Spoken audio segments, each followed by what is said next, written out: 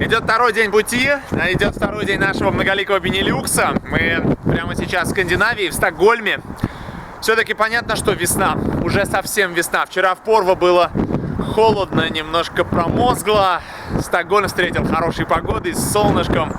Набухают уже все почки и листочки. И думаю, что когда вернемся на обратном пути через неделю, в Стокгольме уже будет цвести сакура.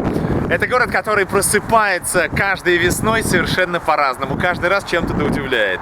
В Стокгольме как дома.